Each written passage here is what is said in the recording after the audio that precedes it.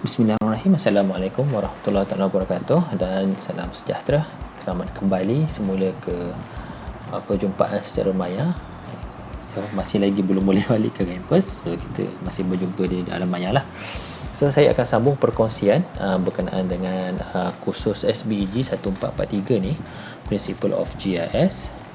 So kita akan tengok this is chapter number 6, iaitu GIS subsystem. Kita akan bincang berkenaan dengan GIS subsystem. Okey, so ini adalah konten untuk kita punya perbincangan atau perkongsian saya untuk hari ini. So kita ada introduction on GIS subsystem, and then kita akan lihat setiap satu. GIS subsystem ni ada 4, so kita akan tengok setiap satu lah. So, yang pertama adalah data input, yang kedua adalah data storage and management, yang ketiga adalah data manipulation and analysis, dan lastly is data output.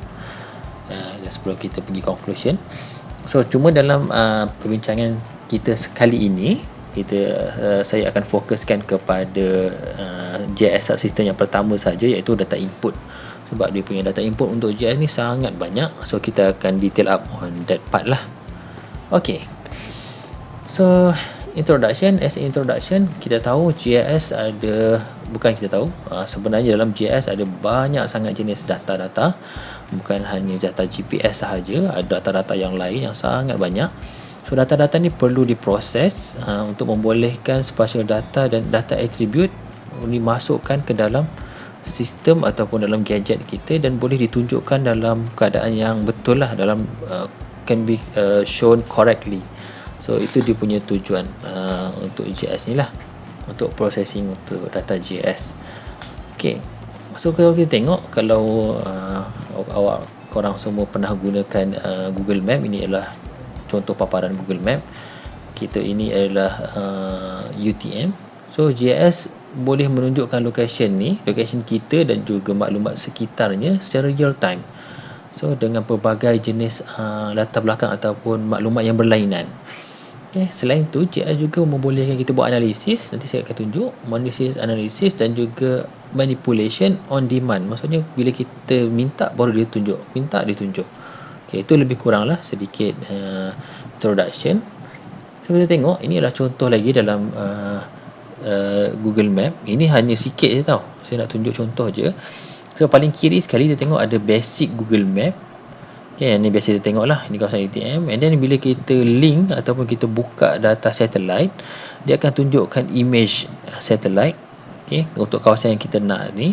Kalau kita tengok ni keseluruhan kawasan UTM. And then kita boleh tengok juga, kita boleh minta ask the system untuk tunjukkan kita buat searching sikit, apa restorannya berdekatan dengan area UTM yang popular ke, ataupun yang high end ke, ataupun macam-macam lagi lah. So kita tengok di sini ada macam-macam jenis restoran. Okay, kalau kita zoom in lagi banyak lah. Ini secara zoom out ataupun dari jarak jauh je. Okay, dan last kali kita boleh tengok juga, bila kita minta data-data ataupun maklumat berkaitan dengan trafik, kawasan mana yang slow, yang kawasan mana yang laju, yang tak ada trafik, so dia boleh tunjuk juga. So inilah maksudnya bila kita ask on demand, kita bertanya, kita minta ataupun kita buat searching, dia akan terus tunjukkan. Inilah kemampuan antara kemampuan kecil bagi GIS lah. So kalau GIS ni sebenarnya lebih banyak lagi boleh tunjuk. Okay, ini secara simple nak terangkan. Okay, so dalam GIS ni kita ada subsystem. Okay, subsystem ni basically is a process from starting point, which is collect data ataupun data input to finish proses dia, iaitu output dia lah, apa output yang dia akan tunjukkan. So kalau dia tengok yang tadi, tengok Google Map, ini adalah paparan akhir. Okay, kita ada sedikit manipulation, kita tanya macam restoran ke ataupun tanya traffic ke, dia akan tunjuk. Tapi itu dah end part lah. So sebelum tu kita tahu data ni daripada mana. Okay, siapa yang nak verify, nak pastikan data ni betul. Okay, so kita akan ceritalah sikit-sikit. So GIS system ni ada 4. Okay, yang pertama adalah data input. Okay, maksudnya data tu datang daripada mana. Yang kedua adalah data storage and management, macam mana kita simpan data dan uruskan data-data yang banyak ni, jenis-jenis macam-macam. And then kita akan tengok juga data manipulation and analysis. Okay, macam mana nak manipulate dan buat searching ke whatever, dan juga boleh buat analisis yang lebih advance macam mana. And then lastly adalah data output. Macam mana kita nak tunjuk dalam bentuk gadget, apa yang kita nak, komputer ke, handphone ke, maybe Google Glass ke akan datang dalam bentuk apa lagi, macam contoh macam jam ke kan, smartwatch. So macam mana kita nak tunjuk benda-benda ni. Okay, itu contoh dia untuk JS. Itu adalah JS system ada 4. Okay, so kita tengok JS system yang pertama, iaitu data input. So JS data ni kita tahu banyak jenis data. So basically ada dua jenis, two form of data, spatial data dan attribute data. Itu belum cerita lagi dia punya format ataupun structure ataupun model dia, ada vector, raster kan. So banyaklah jenis-jenis ni. So dia memerlukan cara kita nak masukkan data tu, betulkan data tu macam mana, nak verify, nak pastikan data tu betul, sahkan data tu, dan juga bila boleh update lah. Okay, ini contoh yang atas ni, gambar yang atas adalah contoh gambar sekolah-sekolah di daerah Johor Bahru. Okay, dan sekolah-sekolah ni kalau tengok point ni dia tak ada maksud lah, just tengok point je kan. Dia kena ada attribute lah. Sekolah ni apa nama dia, berapa banyak bilangan pelajar, sekolah jenis apa dan sebagainya. Okay, ini contoh untuk keperluannya data input lah. Dua data yang utama iaitu data spasial dan data attribute. Okay, ini adalah contoh ataupun inilah data-data yang ada, spasial data yang memberikan input ataupun di-collect data ke dalam GIS lah. Okay, kita tengok kita ada yang atas ni, belah kanan ada existing digital data, maksudnya data-data yang memang dah sedia ada dalam bentuk GIS dia ataupun digital, diberikan masuk dalam database. Ada juga kita satu proses kita perlu scan and digitize. Okay, ini yang kita ada buat sedikit dalam lab exercise kita. Okay, saya dah scan kan gambar tu dan saya berikan kepada you all untuk buat digitizing punya part. Dan kita ada field survey. Okay, ini sepatutnya you all buatlah dalam semester ni. Okay, bersama dengan mungkin Dr. Wahid ataupun saya tak pasti yang sekarang ni lah. Okay, mungkin lah, saya tak pasti. Jadi ada data satellite. Okay, data satellite ni data image satellite yang diberi. Ada juga data daripada drone ataupun kapal terbang, dia panggil data fotogrametri. Cara dia lain sikit teknik daripada satellite punya data, tapi ia adalah part of satu teknik untuk kita collect data ataupun data input.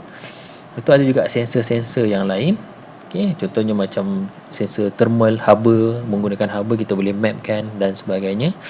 Ada juga GPS dan GNSS. Okay, apa beza GPS dan apa GNSS ni? Kita akan bincang sekejap lagi. Dan ada juga laser scanning. Ini yang LiDAR lah, yang orang dah gunakan dengan banyaknya lah dalam macam-macam teknologi yang lain. Okay, ini basically dia data input dalam bentuk spasial yang kita masukkan dalam kita punya spatial database. Okay, so kita pergi yang tengok yang pertama. So the existing digital data, maksudnya data-data sedia ada.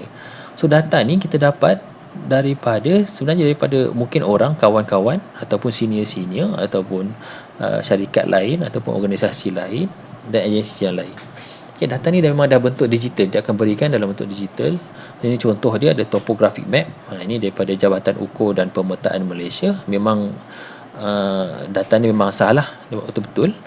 And then data land use, guna tanah. Ini data daripada Plan Malaysia ataupun sebelum ni dikenali sebagai Jabatan Perancang Bandar dan Desa. Ya, memang data ni diberitahu lah. Okay, ini adalah kawasan lot-lot commercial, residential. Ini adalah mungkin yang warna biru ni adalah water body, mungkin tasik ataupun loji kumbahan dan sebagainya. Okay. Dan juga mungkin boundaries kan. Contoh data boundaries daripada JOPEM dan lain-lain agensi lah. Okay, ini adalah contoh, maksudnya data-data ni, data existing data ni adalah daripada bentuk JS ready dalam package dia. So daripada land surveyor kita akan dapat biasanya AutoCAD ataupun drawing lah. AutoCAD drawing, DWG, DXF, itulah jenis-jenis data daripada land surveyor. So kalau daripada JOPEM kita akan bagi topographic map dan cadastral plan. Biasanya dalam bentuk ni lah. Dia akan bagi ikut sheet.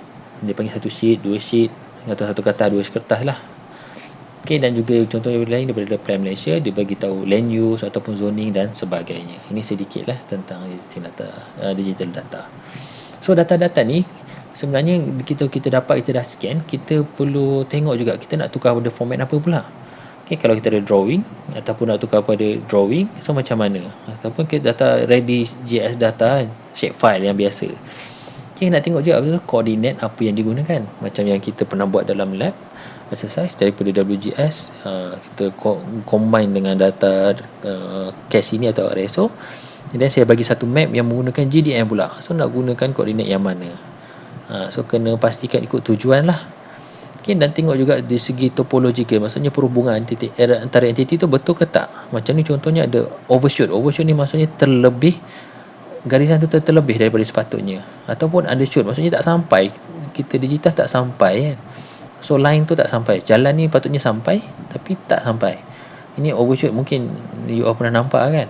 Yang patutnya macam ni lah, correct, maksudnya dia just nice, dia saling bersambung antara satu line dengan yang lain. Okay, ini ialah yang antara yang perlu dibuat lah. Maksudnya kita change format dia, convert dia ni koordinat dia, ataupun kita buat editing lagi tambahan, ataupun kita buat topological construction. Okay, ini antara yang dibuat dalam existing digital data. Okay, yang kedua adalah scanning and digitizing. Okay. So scanning and digitizing ni maksudnya kita buat menggunakan hard copy map. Okay, kita tengok ini contoh digitizing. Dulu kita panggil digitizer table lah. Memang ada, dulu ada di lab tapi sekarang dah tak ada lah. Sebab dah terlalu tua dan tak ada orang yang mampu uruskan ataupun ada staff teknikal yang boleh buat lah. Dan yang ni ialah on screen digitizing. Ini yang you all dah buat, you all digitize dekat you punya screen sendiri kan. Itu dipanggil on screen digitizing. So sebenarnya hard copy map ni kita scan dulu menggunakan scanner, and then kita kena register koordinat dia.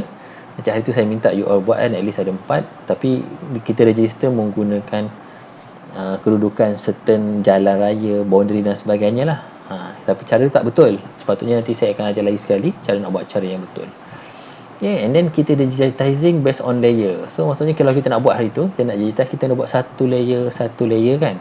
Okay, contoh macam apa hari tu kita buat traffic light, bukan traffic light, kita buat lampu jalan, dan juga kita buat jalan raya kan. So kita kena buat satu-satu, dia tak boleh buat jalan raya lepas tu kita masukkan point untuk lampu jalan, tak boleh, dia kena buat one by one. Okay, sebab tu dia digitizing based on layer. And then kita ada manual versus on screen. So sekarang ni dah tak ada lah manual.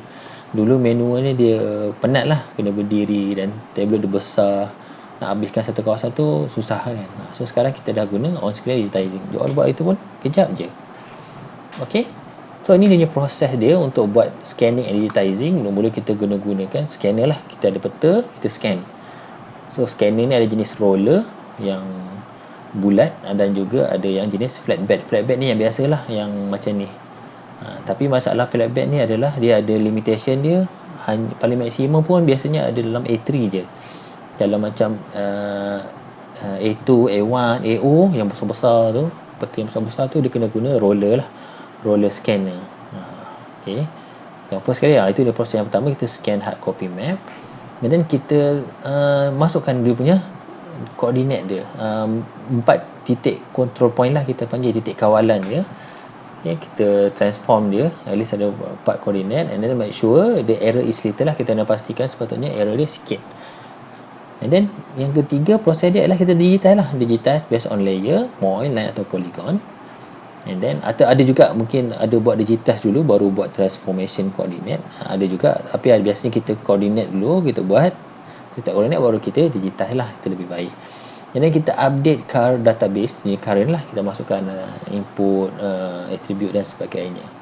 Kita masuk, so kita masukkan ataupun kita select the certain layer yang kita nak buat tu atau feature, kita update kat situ je. Alright, itu ni proses lah, ada scan dulu, transform coordinate, digitize, and then juga kita update dia database. Itu untuk scanning and digitizing. Itu yang pertama. Okay, yang kedua adalah field survey. Okay, field surveying ni, okay, dia menggunakan alat-alat survey lah. Kita pergi ke padang ataupun kita pergi kepada field, kawasan yang kita nak buat ukur tu. Kita menggunakan alat dia, yang sekarang ni yang digunakan adalah total station. Okay, kita ada total station ni, kita ada yang panggil receiver lah. Total station, nama alat tu total station. Dulu dia panggil macam-macam nama, ada theodolite, nama yang jenis-jenis yang lama lah. So total station ni dia menggunakan teknologi laser lah. Okay, dia akan pancarkan cahaya, dan dia akan letak kat mana prism yang kita letak ni. Ini lokasi yang kita nak ambil data tu. Mungkin hujung jalan ke, ataupun sungai ke, longgang ke, bangunan ke, kita letak kat sini, letak kita punya prism ni, dan dia akan tembak lah daripada total station dan dapat bacaan dia. Okay, ini dia punya basic dia lah. Rasanya mungkin you all dah belajar lah dalam subjek survey and mapping. Mungkin lah. Okay, ini dia punya basic untuk field survey. Okay, apa yang dibuat, apa yang di-collect, apa yang di-collect lah, apa maklumat yang di-collect oleh teknik field survey ni. So basically dia kira bearing ataupun angle dan juga distance. So dia tembak, dia dapat tahu okay, berapa dia punya bearing, berapa sudut dia ni, dan juga distance daripada titik total station tu dengan prism tu. So dia akan dapat lah. Dan daripada situ kita akan buat transformation ataupun kita convert dia punya bacaan angle, sudut dan juga jarak ni ke dalam bentuk X dan Y. Senang je lah guna trigonometry kan. Okay, so basically ini dia punya maklumat yang di collect. So kalau ada point kat sini, dia akan tambahlah dia punya distance ni, tambahan. Dapat dia punya distance dan juga dapat sudut yang berlainan. Okay, itu berkenaan dengan field survey lah.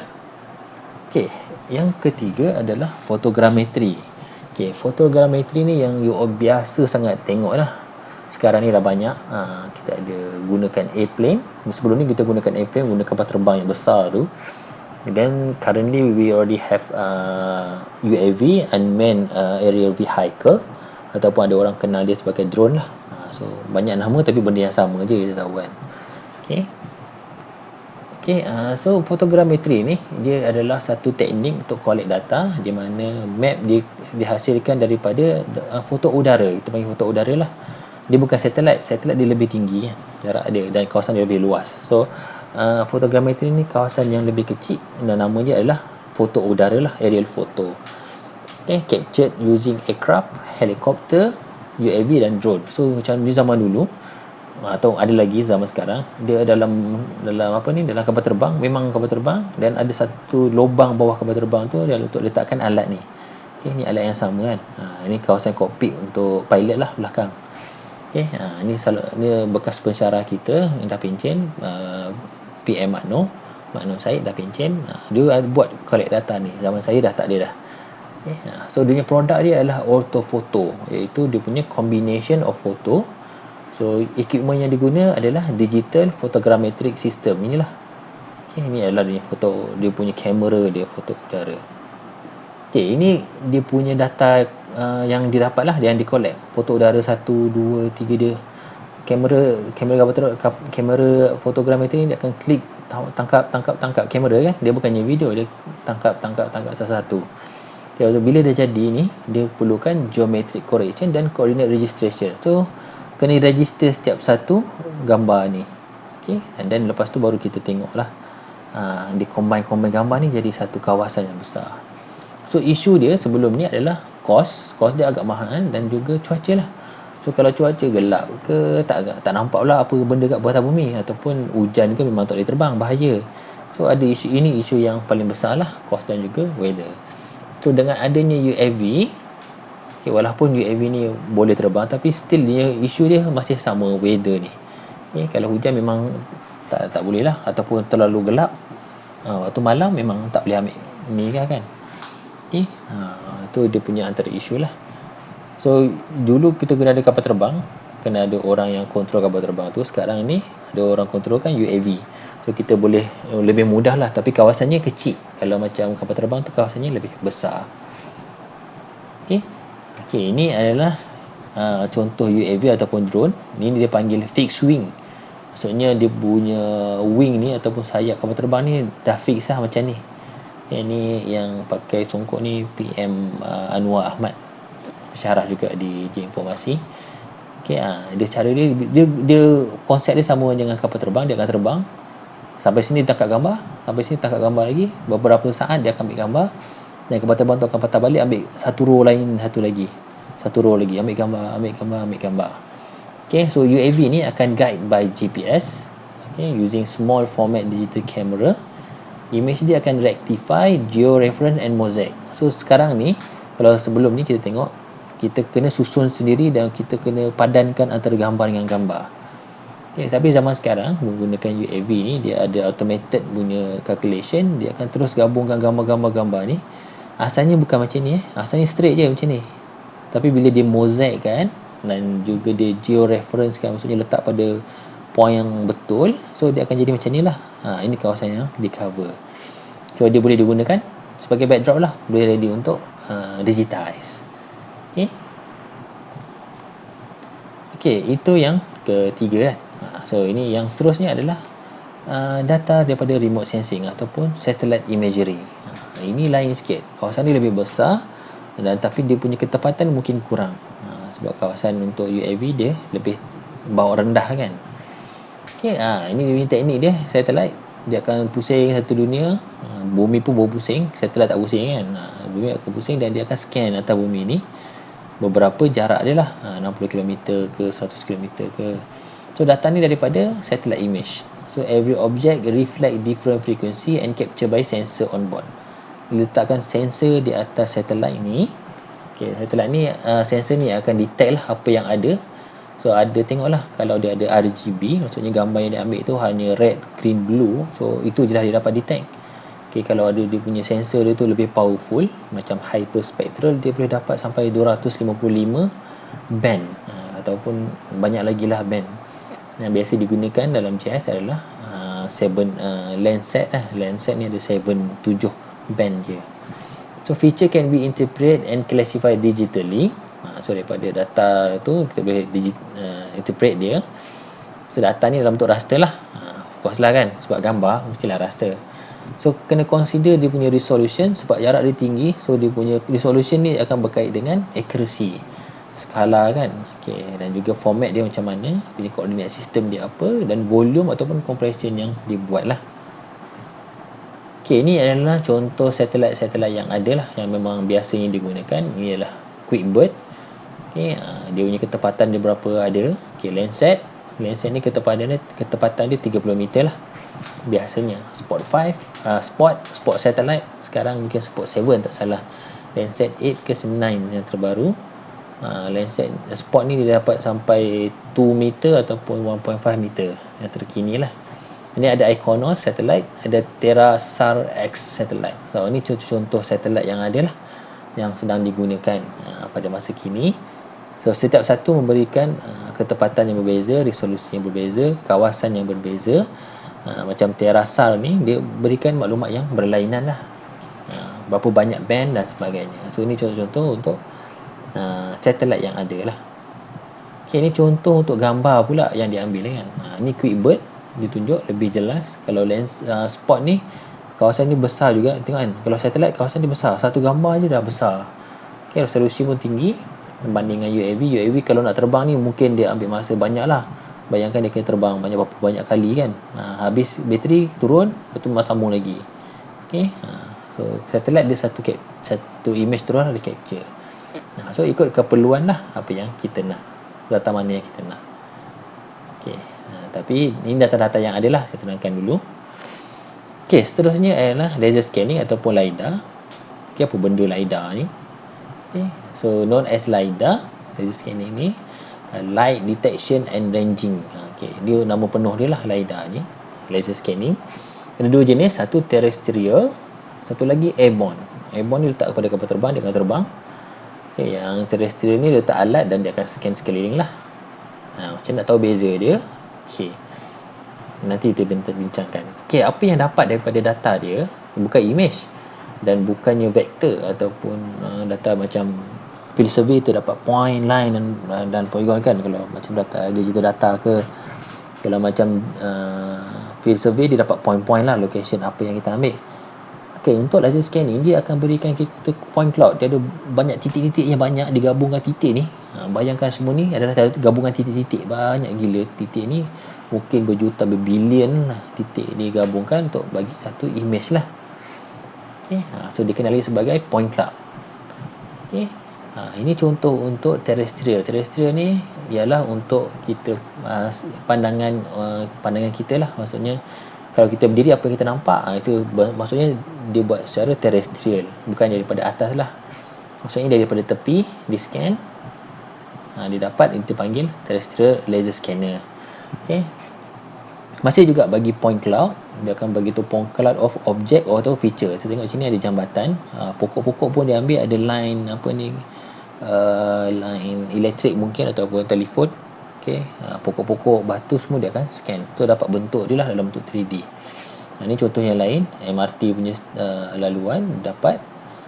Okey, ni pokok-pokok pun kita dapat dia punya titik-titik point-point untuk ketinggian pokok. Okey, ini contoh untuk terrestrial laser scanning lah. Okey, manakala bagi airborne pula, okay, dia menggunakan kapal terbang, dia akan scan lah. Dia scan dia macam ni, macam zigzag ini, ada jarak dia lah setiap satu. Okay, menggunakan laser teknologi. Okay, dia akan detect juga link dengan GPS untuk dapatkan terus location dia kat mana kawasan ni. Okay, so dia akan bagi tahulah dia punya ni. Contoh ni, hasil dia adalah point cloud untuk kawasan yang ada ni. Contohnya macam ni sungai, kita tahu sungai. So bila dia pergi pada sungai, dia akan nilai dia akan jadi kosong lah. So tak dapat tahu. Lepas tu dia akan dapat tahu ketinggian dia lah. So kita akan dapat tahu kalau daripada atas kita tahu ketinggian dengan lebih tepat. Okay. Kalau macam yang tadi kita dapat dia punya bentuk objek dia. Yang ni pun boleh juga dapat dia punya bentuk objek. Okay. Daripada atas dapat bangunan ke, pokok ke, ataupun laluan dalam ke kan. Tapi daripada atas lah. Kalau digabungkan dua-dua ni, terrestrial dan juga airborne, kita akan dapat model 3D yang sangat cantik lah. Okey, itu berkenaan dengan laser scanning. Okey, seterusnya adalah data GPS atau GNSS. Sebenarnya lebih tepat digunakan GNSS lah. Okey. Okey, apa itu GPS? GPS adalah Global Positioning System. Manakala GNSS ialah Global Navigation Satellite System. So secara dasarnya kita nak dapat location kita daripada satelit-satelit yang ada di atas kepala kita lah, ataupun di atas ruang udara kita. Okay, GPS ni kenapa dia berbeza dengan GNSS? GPS ni sebenarnya adalah satu sistem satellite, positioning satellite yang dimiliki oleh USA sahaja. So dia ada satu single satellite system dan ada 31 satellite dia. Satu satellite system ada 31 satellite. Okay, GNSS adalah benda sama, nak dapat location juga, tapi digunakan 4 sistem satellite. So daripada 4 sistem satellite ni ada 89 buah satellite. So ketepatan dia lebih tinggi lah. Okay, macam mana nak tahu ketepatan tinggi? Okay, dia macam ni cara dia. So kita ada alat kita ataupun handphone lah. Handphone kita tak tepat sangat.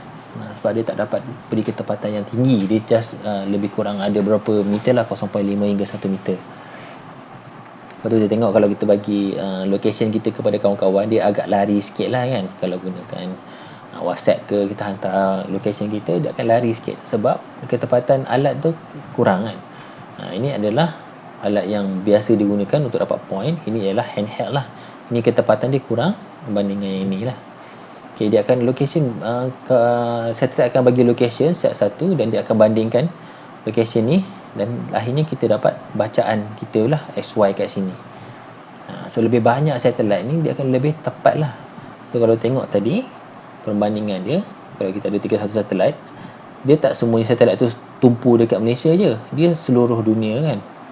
Okay, so kalau contohnya di Malaysia mungkin ada 2 atau 3 satelit je yang berada pada satu masa kan. So dia kena ada, at least kena ada 3 baru dia boleh buat triangulation antara 3 satelit ni berapa ketepatan kita. Tapi kalau lebih banyak, so lebih tepat lah. Sebab tu GNSS dibangunkan yang mana dia boleh combine 4 satelit sistem, Beidou lah, GLONASS lah, GPS dan sebagainya, daripada Europe, China, US dan juga satu lagi tak pasti Russia kot. 4 satelit sistem ni dia dapat ketepatannya lebih tinggi. So kalau tengok korang punya handphone boleh check. Kalau Android lah, iPhone saya tak pasti. Kalau Android kita boleh set dia punya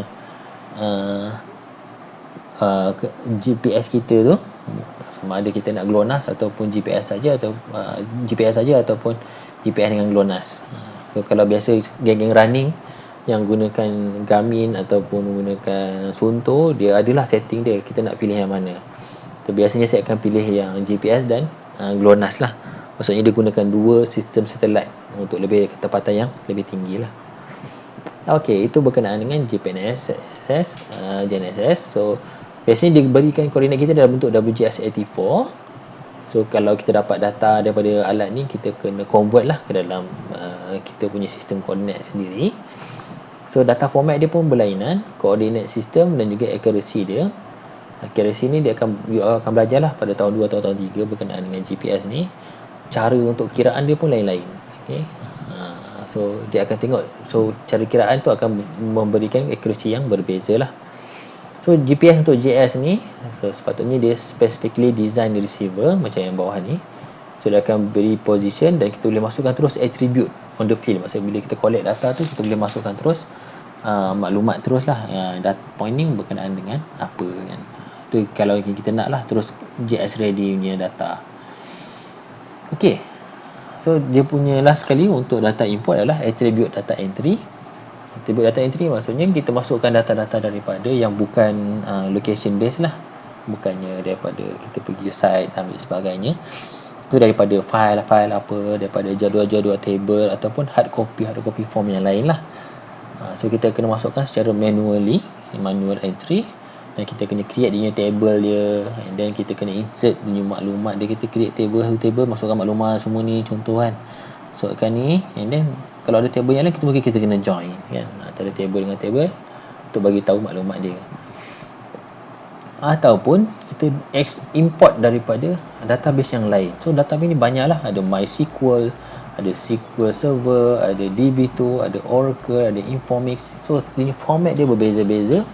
So bila kita dapat tu, kita boleh masukkan dia dalam attribute database kita, dalam simpanan kita. Tapi itulah, still kena check jugalah format dia standardized ke tak, dia punya maklumat dia. Kita perlu tak join dia punya field ataupun table join, ataupun kita perlu aggregate, ataupun kita akan tambah baik data tu jadi data yang lebih inilah. Contohnya macam kes-kes COVID ni kan, kita dapat situ, kita boleh aggregate, kita boleh dapatkan mana hotspot dia, mana kawasan yang lebih berbahaya. Sebab tu kerajaan boleh keluarkan zon merah, zon kuning dan zon hijau. Tapi dia lebih besar lah, dia boleh ikut daerah. So kalau boleh kita nak lebih kecil lagi kan, ikut mukim ke, macam ayah kampung PKPD tu kan, tu ikut kampung. Tapi sepadan dia guna sepadan apa, saya tak pastilah, wallahualam. Okay, so bila kita ada attribute data ni, kita ada link, kita ada data spatial, kita boleh linkkan dengan satu table, dan mungkin kita boleh link lagi dengan table yang lain. Okay, contohnya macam ni maklumat lokasi ni, lot ni apa nama maklumat lot dia, nama jalan lot ni, tapi nama pemilik dia tak tahu. So kita link dengan satu table lagi, iaitu table pemilik lah. So ada nama pemilik dia, ni maklumat dia, nama premise yang lebih detail lah. So kita mungkin kena buat benda-benda macam ni. Okey, so rasanya itu sahaja untuk perbincangan kita hari ini, atau perkongsian daripada saya hari ini. Kita menceritakan sedikit tentang apa itu GIS subsystem, yang mana ia adalah satu proses untuk kita menyediakan GIS tu daripada data input sampai data output. Dan kita bincang secara detail tentang salah satu daripada subsystem ni, iaitu data input, melibatkan field data survey, remote sensing, GPS dan sebagainya lah. Kita ada banyak tadi kita bincangkan. So hopefully you all boleh faham. So kalau ada apa-apa isu, boleh message saya dan kita boleh bincang nanti kemudian. Okay, rasanya itu sahaja daripada saya. Terima kasih banyak-banyak. Assalamualaikum dan jumpa lagi.